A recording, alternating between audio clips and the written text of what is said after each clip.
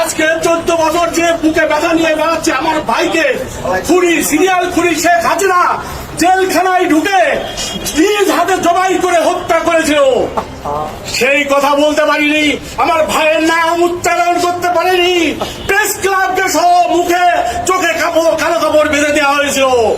আজকে আপনারা সেই সুযোগ এনে দিয়েছেন, সেই জন্য আজকে আমি এই কথা বলতে চাই যে আমার ভাইয়ের বিচার, আমার ভাইয়ের হত্যার বিচার চাই।